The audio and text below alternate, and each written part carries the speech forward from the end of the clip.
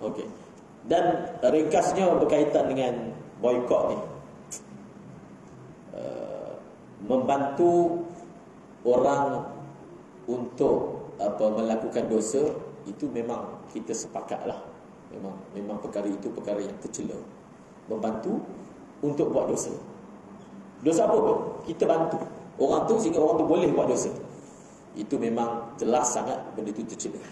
Kalau dosa yang orang tu buat kecil, maka kita dapat dosa kecil juga. Kalau orang tu buat besar, kita pun dapat besar. Maknanya dia ikut kapasiti apa kesalahan yang orang tu buat. Kalau dia buat kesalahan kecil, kita bantu dia, dosa yang kita dapat pun kecil lah, sebab kesalahan yang dia buat tu kecil, kan? Kalau kesalahan itu besar, kita bantu dia, kita pun akan dapat iqab, balasan yang besar. Kalaulah kesalahan yang dibuat, jenayah yang dibuat itu melibatkan orang lain pula, melibatkan hilang nyawa pula, kemusnahan harta benda, satu orang, dua orang, satu negara, di situ kita akan ada saham dia. Itu pasti, kan? Itu adalah benda yang pasti. Contohnya, sesiapa sahaja yang membunuh pada hari ini, adalah hadis menyebut, maka orang yang akan ada tempias, dia akan dapat juga tempias daripada kejadian pembunuhan yang berlaku sehingga hari ini. Siapa? Qabil. Sebab apa? Dia lah orang yang mula-mula cetuskan idea menghilangkan nyawa manusia. Dialah manusia yang pertama menghilangkan nyawa manusia. Maka dia pun akan dapat saham baiklah hari ini. Kerana apa? Dia menjadi man sanna sunnatan sayyi'ah. Dia menjadi perintis kepada satu jenayah yang pada ketika itu manusia tak pernah kenal dengan jenayah yang namanya membunuh. Okey, itu asas dia. Kemudian kita kembali kepada isu boikot. Kalau memang pasti, saya cakap dari segi fiqh lah. Kalau memang yang kita sumbang itu dia akan pergi direct, dia bukan triple, dia bukan third party, dia bukan first party, direct, memang disumbangkan untuk membunuh orang Islam, itu memang jelaslah haram. Itu memang jelaslah hukum dia adalah haram. Tapi kalau benda itu tidak direct, dia sini masuk sini, ujung dia akan sampai. Contoh kan, ujungnya sampai pun tak semestinya dia guna untuk itu, maka hukumnya harus. Itulah fatwa, kan? Hukumnya adalah harus. Itu kita sebut boikot dengan ilmu. Dan sebenarnya yang lebih utama lagi, kalau orang Islam dia nak menang, kita ajak untuk jaga sembahyang 5 waktu, kan? Kalau tidak, dia akan jadi hanya ayam. Dia akan jadi hanya apa? Hanya emosi sahaja. Tetapi rohani itu tak ada.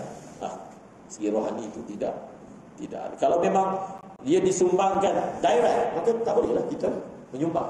Tapi kalau bagi saya KFC itu boleh. Tapi saya tak makan lah. Sebab dia dikendalikan oleh orang Islam, kan? Melayu, Joe Corporation, solid orang Melayu punya, kan? Saham semua sekali. Emosi. Sebab kadang orang yang tak makan McDonald's, KFC, dia pergi juga kedai yang tak ada cap halal, tapi kedai itu tak diboikot. Maknanya apa? Maknanya dia boikot tanpa ilmu, tak faham. Kedai-kedai kat mall tu, yang tak ada cap halal, tak apa, kedai ni tak diboikot, tapi makan. Dari segi halal, yang ni lagi halal, yang ni tak ada cap halal. Jadi itu dia jadi cacar marpah, dan dia jadi lebih sampai nak anggap orang yang bekerja kat situ ahli neraka. Itu semua mengarut. Di akhir sekali dia akan bawa kepada mengarut, tak betul. So kita tak perlu terikut dengan netizen. Susah je soalan. Alhamdulillah. Jadi semoga Allah SWT mendengar segala usaha. Sekarang ni pun kita Allahumma salli bulan apa? Kita bulan Rejab lah. Rejab, Syaban, Ramadan. Jadi masa begitu pantas berlalu. Sedar-sedar kita sudah berada di bulan Ramadan. Jadi bulan Rejab ni disebut sebagai bulan istighfar. Banyakkan istighfar.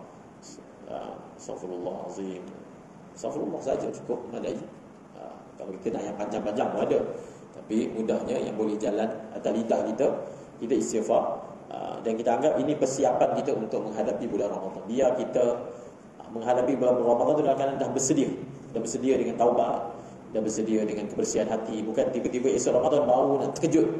Terkejut tu jadi dia punya macam orang tercungap-cungap tu nak menghadapi menghadapi amal Ramadan. Jadi kita dapat persiapan awal daripada segi taubatnya. Ada orang dia puasa kan, untuk menghadapi puasa Ramadan, dah mula nak baca Quran, untuk menghadapi baca Quran di bulan Ramadan, insya-Allah. Wallahu a'lam. Itu untuk majlis kita sebagai kafarah.